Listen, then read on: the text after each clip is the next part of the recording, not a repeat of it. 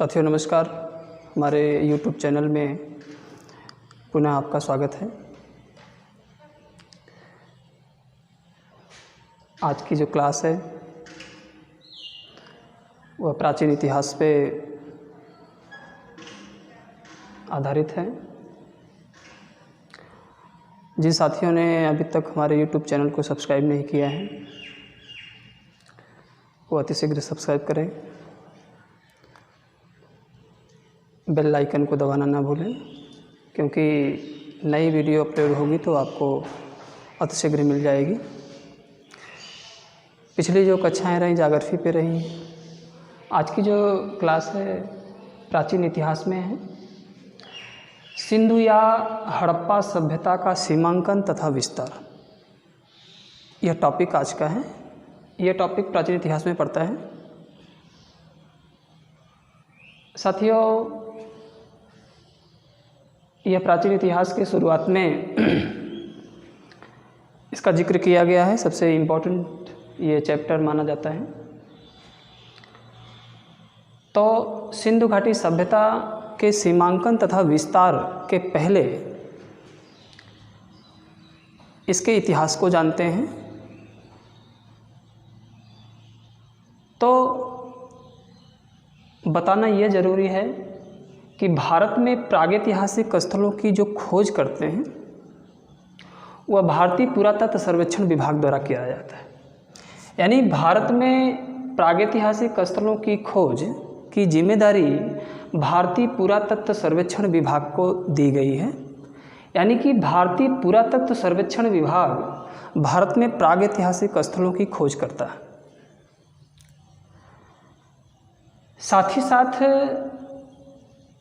जो पुरातत्व विभाग था, पुरातत्व विभाग के जन्मदाता, पुरातत्व सर्वेक्षण विभाग के जो जन्मदाता थे उनका नाम था अलेक्जेंडर कनिंघम। उस दौर की बात है। और इस विभाग की नींव जो है, पुरातत्व सर्वेक्षण विभाग की नींव जो है उस समय लॉर्ड कर्जन के समय में दी गई थी। यानी कि लॉर्ड कर्जन उस समय वायसराय था। लॉर्ड कर्जन वायसराय के समय में ही भारतीय पुरातत्व सर्वेक्षण विभाग की नींव डाली गई थी। ये मोस्ट इम्पॉर्टेंट है।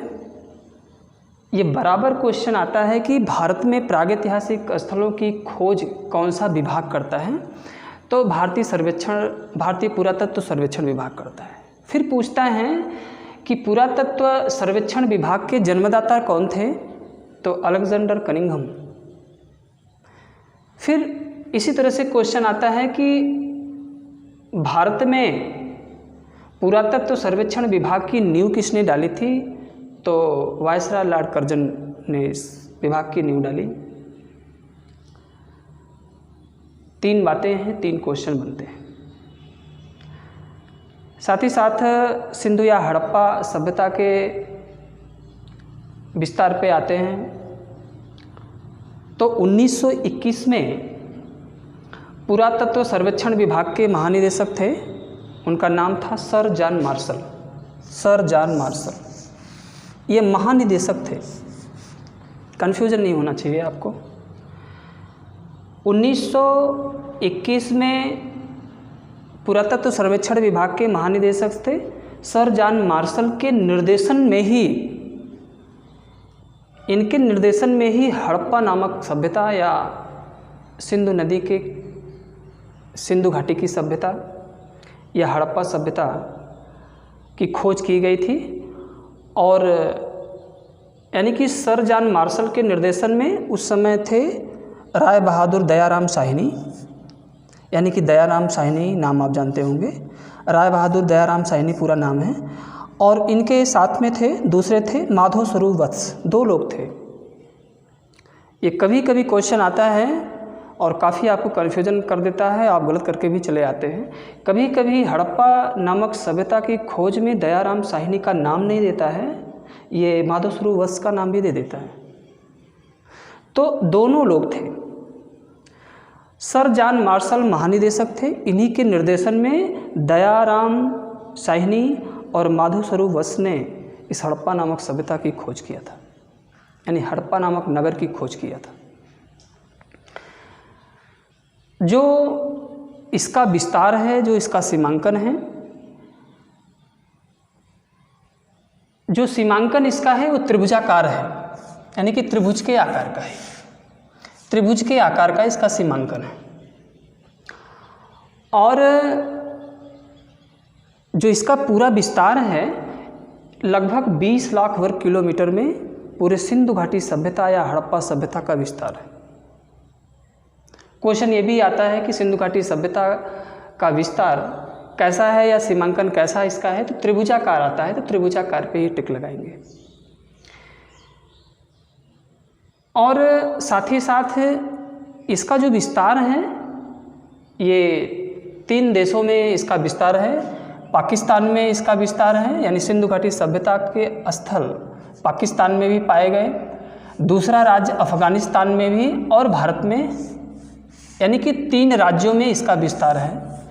पाकिस्तान, अफगानिस्तान और भारत में सिंधु घाटी सभ्यता का पूरा विस्तार है। अभी तक जो इस सभ्यता के जो साक्ष्य मिले हैं इन 3 राज्यों में मिले हैं। ये आपको ये कन्फर्म हो गया होगा। साथ ही साथ सिंधु घाटी सभ्यता का जो सीमांकन है इसका अंतिम छोर कौन सा है, अंतिम बिंदु कौन सा है या अंतिम स्थान कौन सा है कि उसके बाद सिंधु घाटी सभ्यता का कोई स्थल नहीं मिला। तो सिंधु घाटी सभ्यता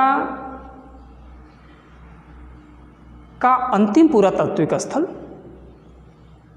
देखेंगे तो पूर्व में, पश्चिम में, उत्तर में और दक्षिण में,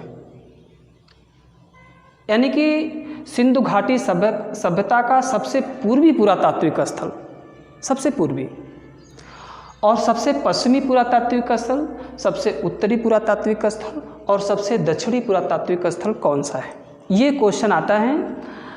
और जितनी बातें उतना क्वेश्चन। तो सबसे पहले हम लोग पूर्वी पुरातात्विक स्थल को देखते हैं।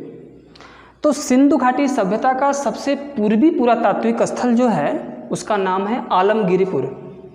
आलमगिरीपुर यह सिंधु घाटी सभ्यता का सबसे पूर्वी पुरातात्विक स्थल है। ये बराबर कंपटीशन में क्वेश्चन आता है कि सिंधु घाटी सभ्यता का सबसे पूर्वी पुरातात्विक स्थल कौन सा है, तो आलमगिरीपुर। आलमगिरीपुर जो है ये उत्तर प्रदेश में पड़ता है, यानी कि उत्तर प्रदेश के मेरठ ज़िले में है। आलमगिरीपुर पुरातात्विक स्थल ये उत्तर प्रदेश के मेरठ ज़िले में है और ये यमुना की सहायक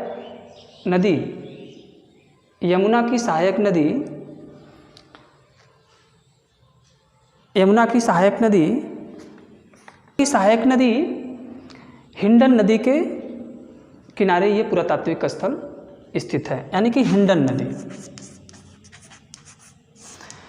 यानी कि आलमगिरीपुर जो पुरातात्विक स्थल है सबसे पूर्वी छोर है सिंधु घाटी सभ्यता का, यह हिंडन नदी के तट पर है और उत्तर प्रदेश के मेरठ ज़िले में। हिंडन नदी ये यमुना की सहायक नदी है। 1958 में यज्ञदत्त शर्मा ने इस आलमगिरपुर पुरातात्विक स्थल की खोज किया था और यहाँ पे जो सिंधु घाटी सभ्यता के अवशेष मिले हैं, मिट्टी के बर्तन और मनके, ये मिट्टी के बर्तन और मनके के लिए प्रसिद्ध था उस समय। मन का मतलब होता है मोती, जैसे आप गुड़िया के नाम से जानते हैं। तो आलमगिरीपुर, यानी कि क्वेश्चन की जो प्रकृति कैसी होगी ये इसी तरह से होगी कि सिंधु घाटी सभ्यता का सबसे पूर्वी पुरातात्विक स्थल कौन सा है, तो आलमगिरीपुर है। फिर क्वेश्चन जितनी बातें उतना क्वेश्चन आता है। फिर पूछता है कि आलमगिरीपुर पुरातात्विक स्थल किस नदी के तट पर है, तो हिंडन नदी के तट पर है। फिर पूछता है कि आलमगिरपुर पुरातात्विक स्थल उत्तर प्रदेश के किस ज़िले में है, तो मेरठ ज़िले में है। या यह पुरातात्विक स्थल किस प्रदेश में है, तो उत्तर प्रदेश में है। किस देश में है, तो भारत में है। इसी तरह पूछता है कि आलमगिरपुर पुरातात्विक स्थल की खोज किसने और कब किया था? तो 1958 में यज्ञदत्त शर्मा के द्वारा इसकी खोज की गई थी। उसके बाद पूछता है कि मनका या मनके किस पुरातात्विक स्थल पर पाए गए थे? तो आलमगीरपुर। इस तरह से भी क्वेश्चन देता है। तो ये सबसे पूर्वी पुरातात्विक स्थल रहा। आते हैं पश्चिमी पुरातात्विक स्थल यानी सिंधु घाटी सभ्यता के सबसे पश्चिमी छोर, यानी कि पश्चिमी सीमांकन इसका कौन सा है? वह है सुतका-गेंडोर।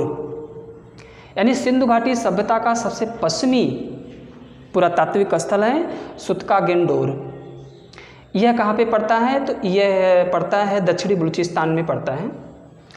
दक्षिणी बलूचिस्तान का यह पुरातात्विक स्थल है सुतका-गेंडोर। और सुतका-गेंडोर पुरातात्विक स्थल ये दास्क नदी पर है। मोस्ट इम्पॉर्टेंट क्वेश्चन है, दास्क नदी पर। ये क्वेश्चन बराबर आता है कि सुतका-गेंडोर पुरातात्विक स्थल किस नदी के तट पर है, किस नदी के किनारे है? तो दास्क नदी के किनारे। इस पुरातात्विक स्थल की खोज जो है 1927 में ऑरलस्टाइल महोदय ने किया था। ऑरलस्टाइल महोदय ने 1927 में सुतका-गेंडोर नामक पुरातात्विक स्थल की खोज किया था। उसके बाद इस पुरातात्विक स्थल पर जो अवशेष मिले, मानव की अस्थि मिली, खुदाई के समय मानव की अस्थि मिली, साथ ही साथ राख से भरे बर्तन मिले और तांबे की कुल्हाड़ी मिली। ये मोस्ट इम्पॉर्टेंट क्वेश्चन आता है एग्ज़ाम में कि तांबे की कुल्हाड़ी किस पुरातात्विक स्थल पर पाई गई थी? तो सुतका-गेंडोर पुरातात्विक स्थल पर। साथ ही साथ मिट्टी की चूड़ियों के भी अवशेष मिले थे यहीं पे। तो सुतका-गेंडोर जो है यह सिंधु घाटी सभ्यता का सबसे पश्चिमी छोर है, पश्चिमी इलाका है। तो क्वेश्चन इसी तरह से बराबर आता है कि सुतका-गेंडोर पुरातात्विक स्थल कहाँ पे है? तो दक्षिणी बलूचिस्तान में है। किस नदी के तट पर है? तो दास्क नदी के तट पर है। और 1927 में इसकी खोज ऑरलस्टाइल महोदय ने किया था। साथ ही साथ जो अवशेष पाए गए थे उससे भी क्वेश्चन देता है कि मानव की अस्थि किस पुरातात्विक स्थल से पाई गई थी? सुतका-गेंडोर पुरातात्विक स्थल से। उसके बाद आते हैं कि सिंधु घाटी सभ्यता का सबसे उत्तरी सीमांकन या सिंधु घाटी सभ्यता का सबसे उत्तरी छोर कौन सा है? तो पूर्वी हमने बताया, पश्चिमी बताया, और उत्तरी पुरातात्विक स्थल यानी कि सिंधु घाटी सभ्यता का सबसे उत्तरी पुरातात्विक स्थल है जिसका नाम है मांडा पुरातात्विक स्थल। यह पुरातात्विक स्थल जम्मू कश्मीर में पड़ता है और जम्मू कश्मीर के अखनूर जिला में पड़ता है, अखनूर सेक्टर में पड़ता है। तो जो मांडा पुरातात्विक स्थल है यह चिनाव नदी पर है, चिनाव नदी पर यह पुरातात्विक स्थल है। और बराबर क्वेश्चन आता है कि मांडा पुरातात्विक स्थल किस नदी पर है? तो चिनाव नदी पर है। या मांडा पुरातात्विक स्थल किस राज्य में है? तो जम्मू कश्मीर में है, अखनूर ज़िला में है। इस पुरातात्विक स्थल की खोज जो है 1982 में की गई थी और जेपी जोशी महोदय द्वारा इसकी खोज की गई। यानी कि जेपी जोशी महोदय ने 1982 में मांडा पुरातात्विक स्थल की खोज किया था। यहाँ पे जो अवशेष मिले प्राक हड़प्पा के अवशेष मिले थे, यानी प्राक हड़प्पा सभ्यता के अवशेष यहाँ पे पाए गए थे मांडा पुरातात्विक स्थल पर। तो ये सबसे उत्तरी सीमा हो गई सिंधु घाटी सभ्यता का। आते हैं सिंधु घाटी सभ्यता का सबसे दक्षिणी छोर, यानी कि जो सीमांकन था सबसे दक्षिणी बिंदु यानी सिंधु घाटी सभ्यता का, उस पुरातात्विक स्थल का नाम है दैमाबाद। दैमाबाद पुरातात्विक स्थल जो है ये महाराष्ट्र में पड़ता है, अहमदनगर ज़िले में। यानी महाराष्ट्र के अहमदनगर ज़िले में दैमाबाद पुरातात्विक स्थल है। और ये दैमाबाद पुरातात्विक स्थल प्रवरा नदी पर है। यानी प्रवरा नदी गोदावरी की सहायक नदी है और प्रवरा नदी पर ही दैमाबाद पुरातात्विक स्थल पाया गया था। 1958 में एम.एन. देशपांडे महोदय ने दैमाबाद पुरातात्विक स्थल की खोज किया था। एम.एन. देशपांडे ने 1958 में, ये भी क्वेश्चन आता है। इस पुरातात्विक स्थल पे जो अवशेष पाए गए थे कांस्य के बर्तन यानी कांसे के बर्तन पाए गए थे। ये भी क्वेश्चन आता है कि कांसे के बर्तन किस पुरातात्विक स्थल पे पाए गए थे, तो दैमाबाद पुरातात्विक स्थल पर। साथियों, जितनी बातें उतना क्वेश्चन। अन्य पुरातात्विक स्थल और भी हैं लोक महत्व के, वो अगले चैप्टर में बताएंगे, लेकिन जो सीमांकन है इसका, जो विस्तार है, इस पे आज चर्चा हो रही थी। यानी कि पुरातात्विक जो सिंधु घाटी सभ्यता या हड़प्पा सभ्यता का सबसे पूर्वी छोर, सबसे पश्चिमी छोर, सबसे उत्तरी छोर और सबसे दक्षिणी छोर, इसी के नाम से क्वेश्चन आता है। तो हमने बताया आपको सबसे पूर्वी छोर आलमगिरीपुर, सबसे पश्चिमी छोर सुतका-गेंडोर, सबसे उत्तरी छोर मंडा और सबसे दक्षिणी छोर दैमाबाद। द से दक्षिण, द से दैमाबाद, इस तरह से याद कर लीजिएगा। और उसके साथ साथ जो पुरातात्विक स्थल जिस नदी पर है, तो आलमगिरीपुर हमने बताया कि हिंडन नदी पर है, उत्तर प्रदेश के मेरठ जिले में पड़ता है।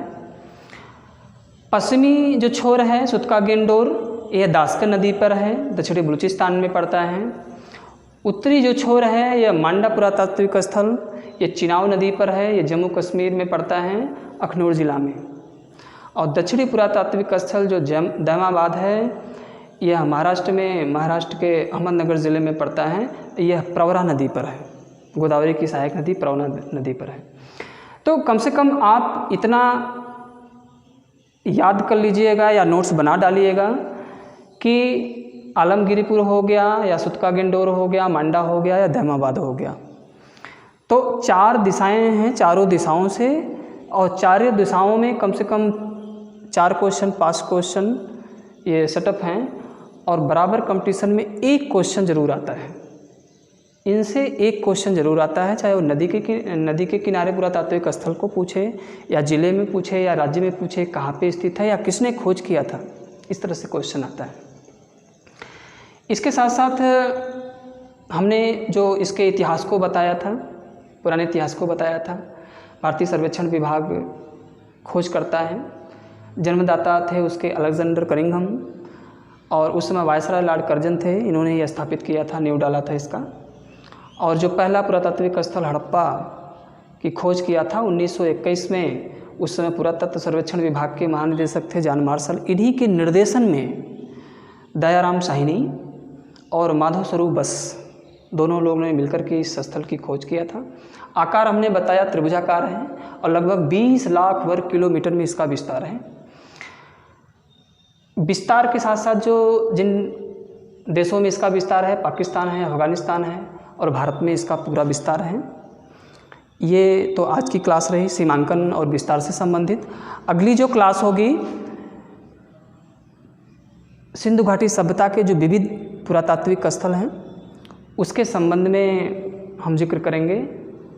और हमारी वीडियो देखना ना भूलें, चैनल को सब्सक्राइब करें, और साथ साथ बेल आइकन को दबाना ना भूलें, क्योंकि जैसे ही वीडियो मेरी नई अपलोड होगी आप तक पहुंच जाएगी।